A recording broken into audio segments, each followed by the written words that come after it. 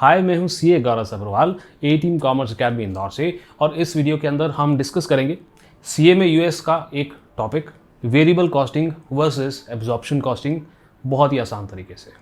आइए शुरू करते हैं। हम आगे बढ़ें इससे पहले हम लॉजिक समझ लेते हैं वेरिएबल कॉस्टिंग और एब्जॉर्प्शन कॉस्टिंग का, कि ये मेथड आए तो क्यों आए। पहले बात करते हैं वेरिएबल कॉस्टिंग की।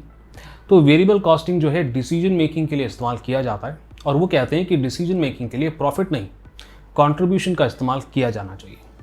ये कंट्रीब्यूशन क्या है?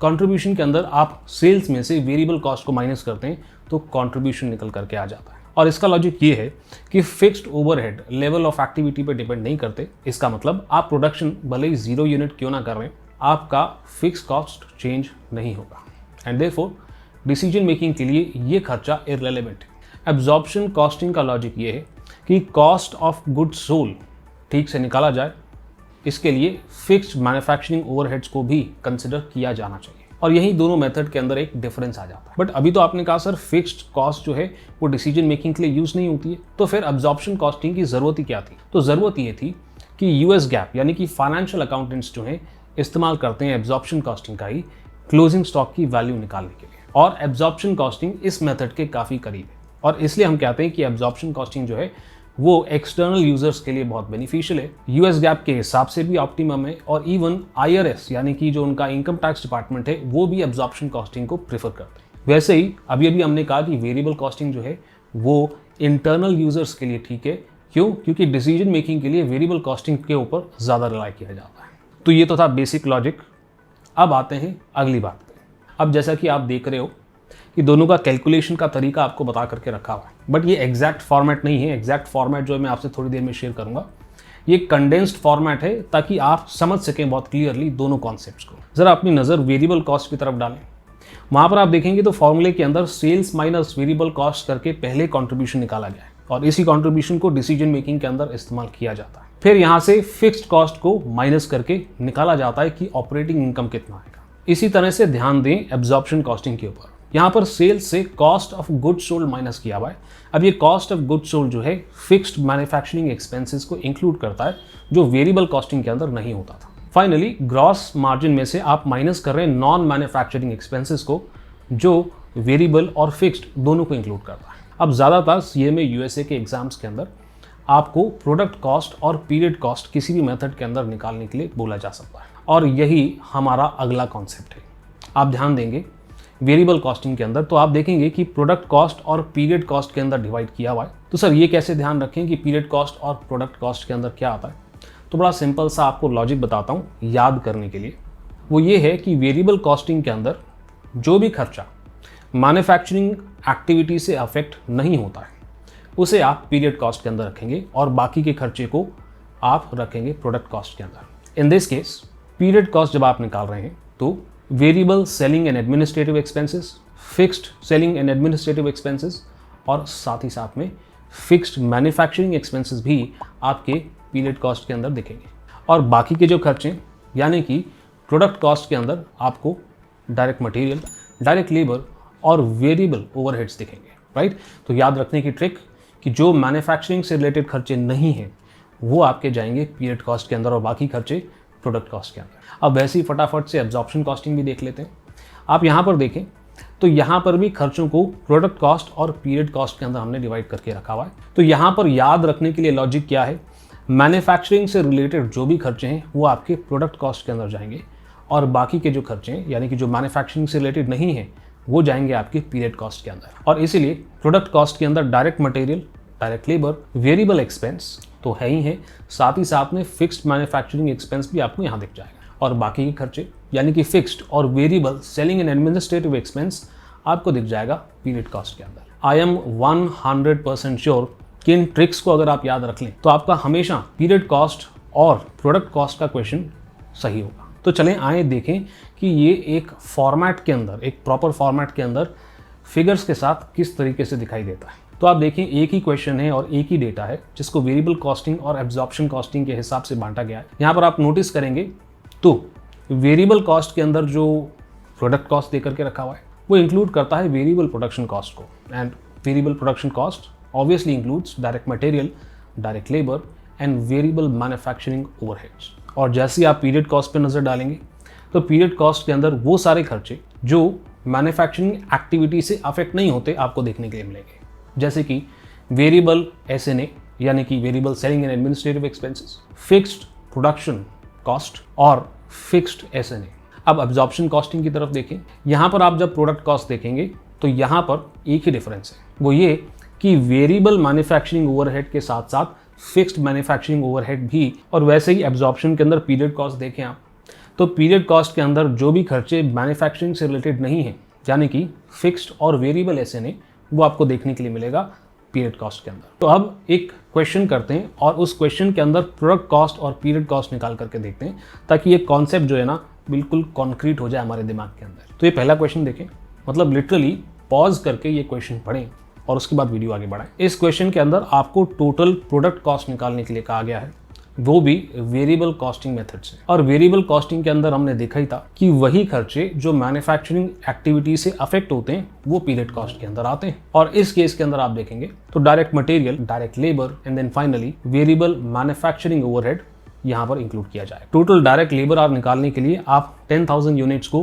1 आवर पर यूनिट से मल्टीप्लाई कर देंगे $10 to find out the direct labour cost, और कुछ इस तरीके से आपका आंसर निकल करके आ जाएगा। अब वैसे क्वेश्चन की रिक्वायरमेंट तो नहीं है, बट चलें इसी क्वेश्चन के अंदर क्यों ना हम पीरियड कॉस्ट भी निकाल लें। अब यहाँ पे पीरियड कॉस्ट के अंदर वो आइटम्स इंक्लूड होंगे जो मैन्युफैक्चरिंग एक्टिविटी से इफेक्ट नहीं होते, यानी कि फिक्स्ड मैन्युफैक्चरिंग ओवरहेड जो एक्टिविटी जीरो होने पर भी खर्च होंगे ही होंगे, जैसे मशीन के ऊपर की डेप्रिसिएशन, और उसी के साथ नॉन मैन्युफैक्चरिंग एक्सपेंसेस यानी कि वेरिएबल और fixed selling and administrative expenses वो हम ले लेंगे। और इन तीनों को मिला के आपका आंसर आएगा ये।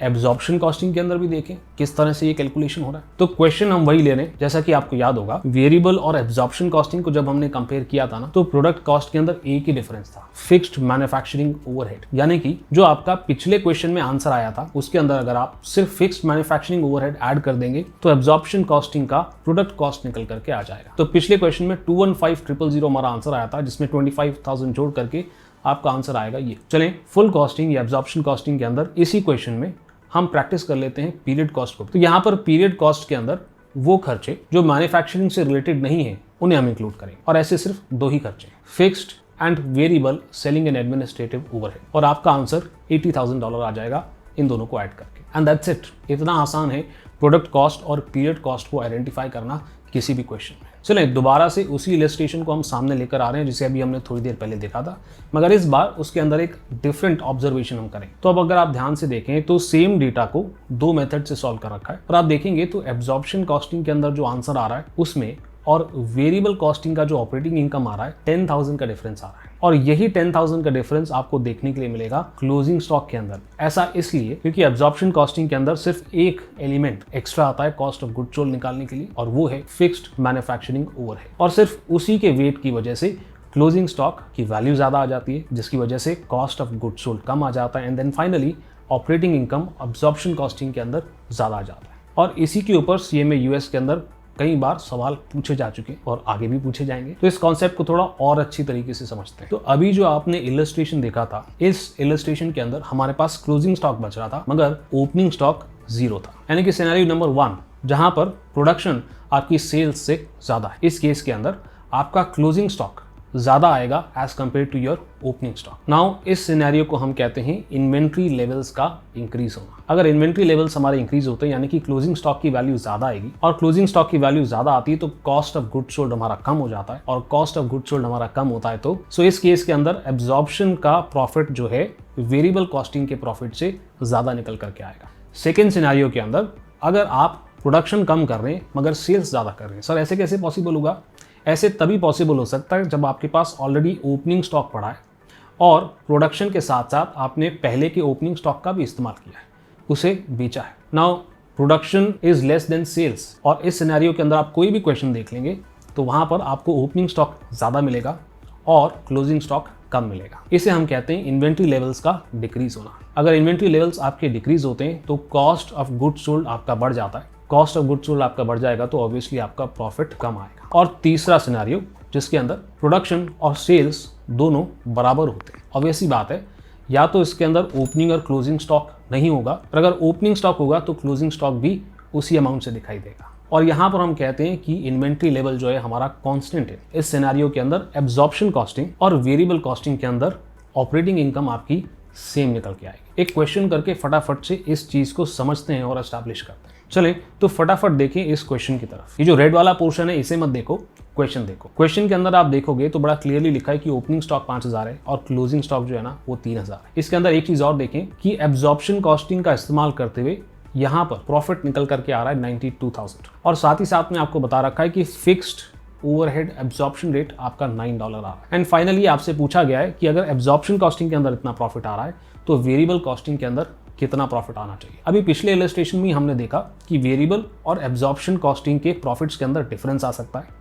वो डिफरेंस इसलिए आ सकता है क्योंकि क्लोजिंग स्टॉक की वैल्यूएशन में डिफरेंस होता है और क्लोजिंग स्टॉक की वैल्यूएशन में डिफरेंस होता है फिक्स्ड ओवरहेड की वजह से। तो आप यहाँ पर ध्यान दें, इन्वेंट्री लेवल्स हमारे कम हो रहे हैं और जब भी इन्वेंट्री लेवल हमारे कम होते हैं तो एब्जॉर्प्शन कॉस्टिंग का जो प्रॉफिट है वो कम आएगा as compare to variable costing. ये अभी हमने देखा है। इसका मतलब हमारा operating income under variable costing ज्यादा आना चाहिए एज कंपेयर टू 92,000। अगर आप आंसर में दिए गए 4 ऑप्शंस को देखेंगे तो यहाँ पे सिर्फ एक फिगर है जो 92,000 से ऊपर है एंड देयरफॉर क्लियरली आंसर तो यही होना चाहिए। कई बार कैलकुलेशन के बिना भी आप ऐसे क्वेश्चंस को बहुत क्विकली सॉल्व कर सकते हैं बस अपने लॉजिक का इस्तेमाल करके। बट एनीवेज हम इस कैलकुलेशन को कंप्लीट करते हैं। तो 2000 से हमारा इन्वेंट्री यहाँ पर कम हो रहा है। दूसरी बात हो गई कि दोनों मेथड्स के प्रॉफिट में अंतर आता है तो सिर्फ और सिर्फ फिक्स्ड ओवरहेड की वजह से, जिसका रेट आपको $9 दे करके रखा हुआ है। अब मैं यहाँ पर अज्यूम करके चल रहा हूँ कि आपको एब्जॉर्प्शन कॉस्टिंग का कॉन्सेप्ट पता है और ये रेट कैसे आता है इसकी आपको जानकारी है। अगर नहीं है और आप चाहते हैं एब्जॉर्प्शन कॉस्टिंग को लेकर के मैं एक वीडियो बना दूँ तो प्लीज़ मुझे कॉमेंट सेक्शन के अंदर ज़रूर बताना। फिलहाल ये जो हमारा डिफरेंस है 2000 का, यानी कि opening stock minus closing stock, इसको अगर आप मल्टीप्लाई कर दें ओवरहेड से तो आपको पता चल जाएगा कि कितने अमाउंट से वेरिएबल कॉस्टिंग और एब्जॉर्प्शन कॉस्टिंग के प्रॉफिट के अंदर डिफरेंस आए, which is going to be 18,000 और ये एब्जॉर्प्शन कॉस्टिंग का प्रॉफिट इज 92,000। तो definitely variable costing is going to be higher और इसी रीजन से आप 18 को ऐड कर देंगे और आपका आंसर आ जाएगा 110,000। अब आप ऊपर के फॉर्मूले पे देखें, यहाँ पर यही तो किया है इन्होंने ओवरहेड एब्जॉर्प्शन रेट को मल्टीप्लाई किया है by the difference in opening and closing stock. यहाँ पर आप ओपनिंग माइनस क्लोजिंग करें या क्लोजिंग माइनस ओपनिंग करें, बस माइनस साइन को आप इग्नोर कर दें, बस हमें डिफरेंस चाहिए। एक क्वेश्चन और करके देखें। अब इस क्वेश्चन में आप देखें तो यहाँ पर वेरिएबल कॉस्टिंग के अकॉर्डिंगली उन्होंने प्रॉफिट कैलकुलेट किया है और प्रॉफिट आ रहा है 50,000। डिफरेंस हम निकाल कर देखते हैं ओपनिंग और क्लोजिंग स्टॉक में कितना आ रहा है। सो डिफरेंस आ रहा है 5,000 यूनिट्स का। और ये भी नोटिस करें कि closing stock is greater than the opening stock. ये केस है इन्वेंट्री लेवल्स इंक्रीज होने का और जब भी इन्वेंट्री लेवल्स आपके इंक्रीज होते हैं तो एब्जॉर्प्शन कॉस्टिंग का जो प्रॉफिट है वो ज्यादा आता है as compare to variable costing. इसका मतलब आंसर जो है वो 50,000 से ज्यादा होना चाहिए। आप आंसर के अंदर ऑप्शंस देखें तो यहाँ पर 2 ही ऐसे ऑप्शन है जहां पर आंसर आपका 50,000 से ज्यादा। यहाँ पर 5,000 का जो डिफरेंस आ रहा है ओपनिंग और क्लोजिंग स्टॉक के अंदर, उसे आपको मल्टीप्लाई करना होगा fixed overhead rate. So 5,000 multiplied by 2 यानी कि 10,000 आ जाएगा। इस 10,000 को हम 50,000 के अंदर ऐड कर देंगे और हमारा आंसर आ जाएगा 60,000। As simple as that. तो ये कोई फॉर्मूला नहीं है जो आपको याद करना है, ये कॉन्सेप्ट्स हैं जो आपको अपने दिमाग में डालने। मैं उम्मीद करता हूँ कि इस लेक्चर से आपको कॉन्सेप्ट समझने में कुछ मदद मिली होगी। और भी किसी टॉपिक पे आप लेक्चर चाहते हैं तो मुझे ज़रूर बताएं, मैं जल्द से जल्द डालने की कोशिश करूँगा। अभी के लिए इतना ही। आपके CA गौरव सर आपको नेक्स्ट वीडियो में मिलेंगे।